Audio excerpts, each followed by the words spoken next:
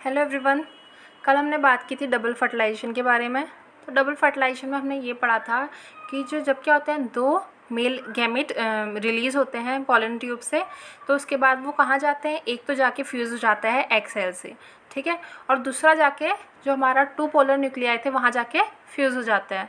तो इस टाइप से क्या होता है, 2 बार जब फर्टिलाइजेशन होता है तो इसलिए इसे हम क्या कहते हैं, डबल फर्टिलाइजेशन कहते हैं। ठीक है, अगर नॉर्मल फर्टिलाइजेशन होता तो फर्टिलाइजेशन कहते हैं एक ही बार होता तो, बट यहाँ क्या 2 बार हो रहा है तो इसलिए इसे हम कहते हैं डबल फर्टिलाइजेशन। ठीक है, अब उससे आगे हम पढ़ते हैं post fertilization structure and event.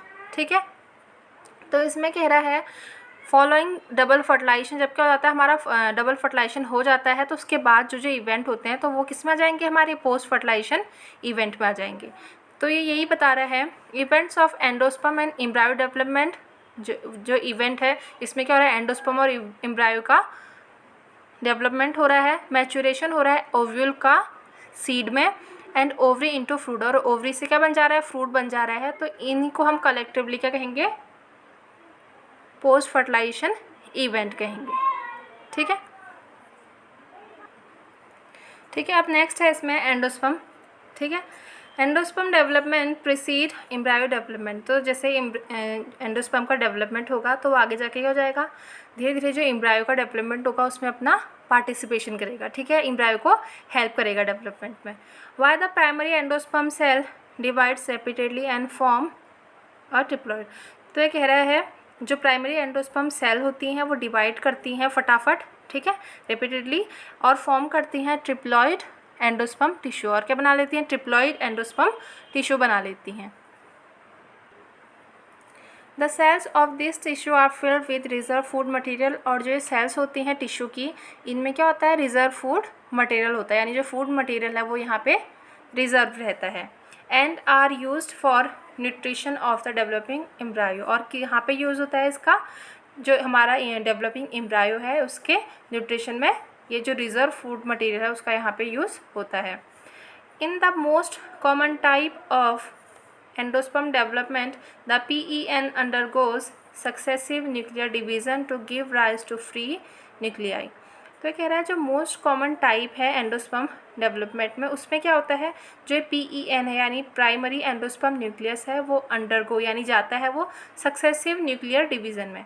ठीक है, उसमें क्या होगा, सक्सेसिवली न्यूक्लियर डिवीज़न स्टार्ट होगा to give rise free nuclei, जिससे क्या हो जाएगा, देखो सेल डिवाइड नहीं होंगे उसमें, बस क्या होंगे, जो न्यूक्लियाई हैं वही डिवाइड होंगे, और न्यूक्लियाई कैसे हो जाएंगे, सारे के सारे फ्री हो जाएंगे। ठीक है, this stage of endosperm development is called free nuclear endosperm.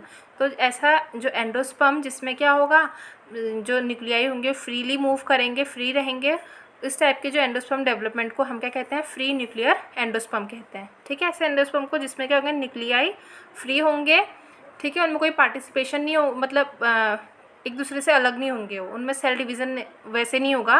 ठीक है, ऐसा नहीं कि यहाँ बाउंड्री बनी है, ये एक सेल यहाँ रहेगी दूसरी सेल यहाँ रहेगी, ऐसा नहीं होगा, वो सब क्या होंगे, फ्री रहेंगे एक साथ। ठीक है,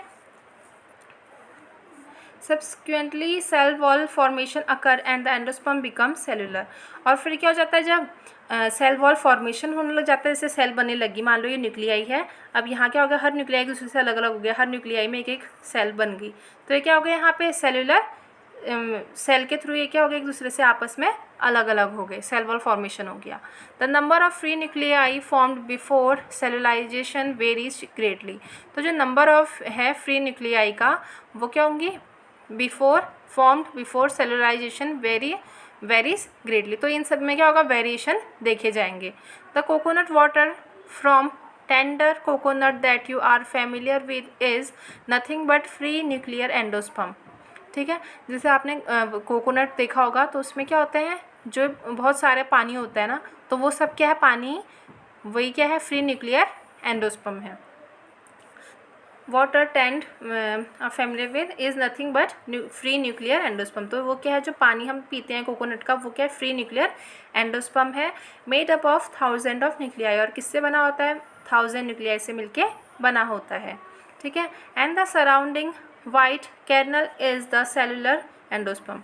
और तुम देखोगे जैसे पानी होगा और बाहर से क्या होती है, उसके एक आउटर कवरिंग टाइप की होती है जिसे हम क्या कहते हैं, ठीक है, अंदर से वाइट होगी और बाहर से ब्लैक कलर की कवरिंग होती है ना, तो जो अंदर की वाइट कवरिंग है उससे हम क्या कह रहे हैं, कैर्नल कह रहे हैं, जो क्या है सेलुलर एंडोस्पर्म है।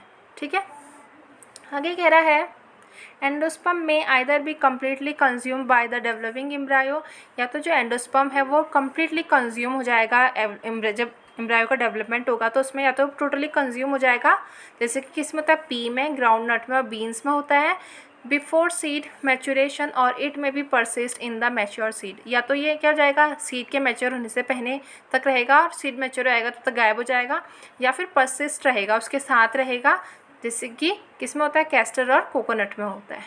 ठीक है, एन पी used up during seed germination, कहाँ पे हेल्प करता है, सीड जर्मिनेशन में हेल्प करता है।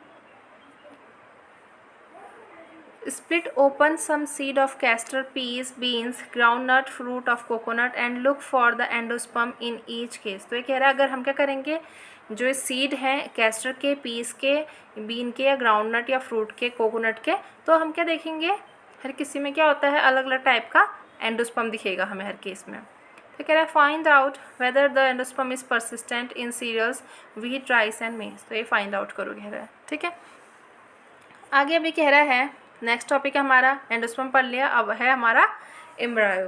तो एम्ब्रायो में क्या कह रहा है, embryo develops at the micropylar end of the embryo sac where the zygote is situated.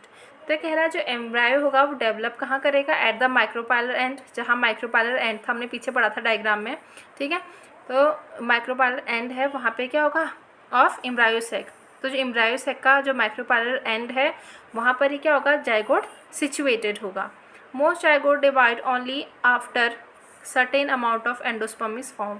देखो कह रहा है कि जो जाइगोट होते हैं ज़्यादातर केसेस में क्या होगा, मोस्ट जाइगोट डिवाइड ओनली, कब डिवाइड करेंगे, जब क्या होगा, एंडोस्पर्म का कुछ अमाउंट होगा उनके पास। ठीक है, जब उनको न्यूट्रिशन मिलेगा तब जाके वो क्या करते हैं, डिवाइड करना स्टार्ट करते हैं।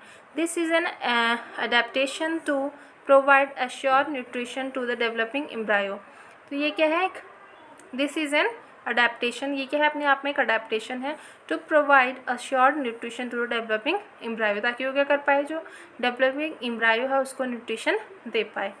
Through the seeds differ greatly. The early stage of embryo development are similar in both monocotyledons and dicotyledons। देखो अगर मोनोकोटिलिडन और डाइकोटिलिडन में अगर हम वैसे देखें जनरली, तो क्या कह रहा है, सीड तो डिफ़र करते हैं एक दूसरे से, पर जो इनकी अर्ली स्टेज होती है एम्ब्रायो डेवलपमेंट की, यानी एम्ब्रायोजेनी अगर हम इनकी देखें तो वो क्या होती है, मोनोकोटिलिडन और उनमें सिमिलर होती है लगभग। ठीक है, तो figure 2.13 dictate the stage of embryogeny in a dicotyledon embryo. देखो अब यहाँ पे जो डाइकोटिलिडन एम्ब्रायो है उसका स्ट्रक्चर दिखा रखा है, देखो कैसा स्ट्रक्चर है इसका। तो ये है हमारा नीचे वाला part, root cap, root cap के ऊपर है रेडिकल, और ठीक है, ये हमारे डाइकोटिलिडन है, तो क्या होंगे, दो कोटिलिडन होंगे, एक ही हो गया, एक ही हो गया, और जहाँ पे जो डाइकोटिलिडन है ये एंड करेंगे, ठीक है, जहाँ से मतलब दोनों मिलेंगे उसको हम कहेंगे प्लियूम, प्लियूम।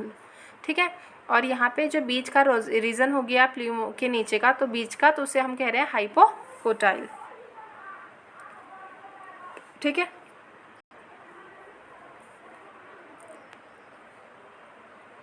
आगे कह रहा है थ्रू द सीड डिफर, ये तो हमने पढ़ लिया था। ठीक है, तो आगे कह रहा है the zygote gives rise to the proembryo and subsequently into the globular heart shaped and mature embryo. तो कह रहा है जो जाइगोट है वो क्या करता है, जो एम्ब्रायो है वो क्या करता है, धीरे धीरे डेवलप करता है ग्लोबुलर, ग्लोबुलर से हार्ट शेप से मैच्योर एम्ब्रायो में। ठीक है, वो इसकी स्टेजेस होगी, ग्लोबुलर होगा पहले, उसके बाद हार्ट शेप्ड होगा और फिर मैच्योर एम्ब्रायो में कन्वर्ट हो जाएगा। आगे कह रहा है a typical dicotyledon embryo consist of an embryonal axis and 2 cotyledon.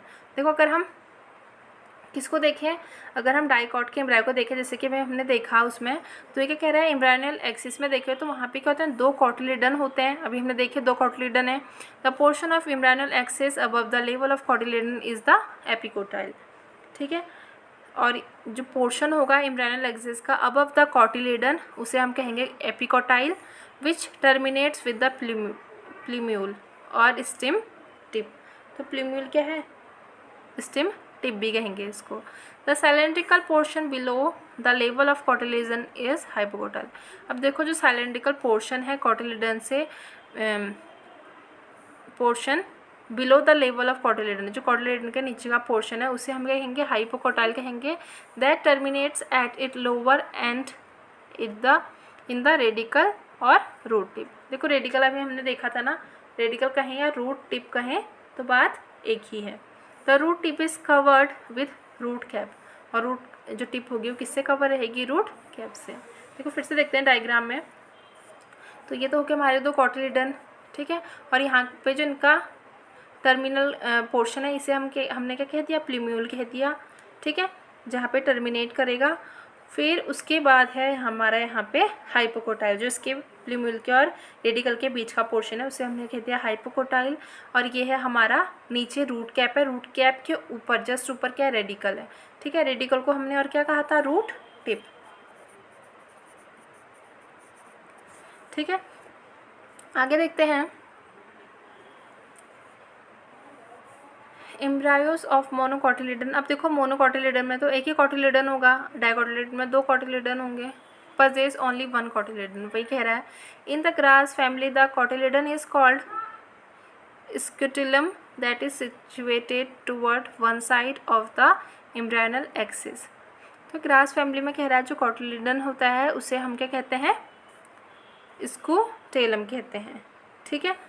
That is situated toward one side, ये कहाँ सिचुएटेड रहता है, एक साइड में, लेटरल साइड में ऑफ द एम्ब्रायनल एक्सिस। अगर एम्ब्रायनल एक्सिस के रूप में देखें तो ये कहाँ पे रहेगा, लेफ्ट साइड में प्रेजेंट रहेगा, ठीक है।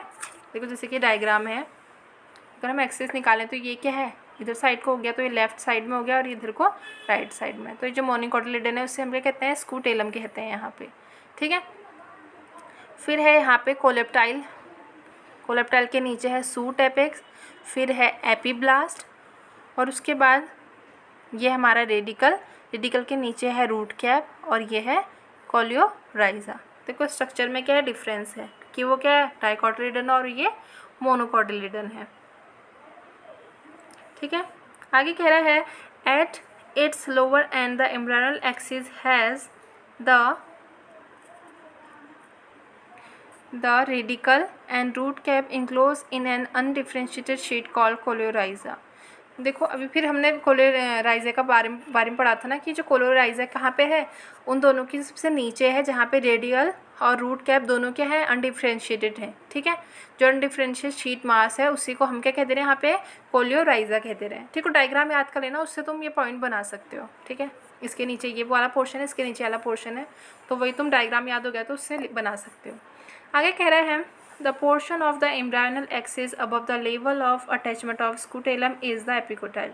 जो पोर्शन है एम्ब्रायनल एक्सिस का above the level of attachment of scutellum is epicotyl. तो वो रीजन क्या है, एपिकोटाइल है जो स्क्यूटेलम के जहाँ से अटैच है, ठीक है। Epicotyl has a suit apex and a few leaf primordia enclose in a hollow follicular structure coleoptile.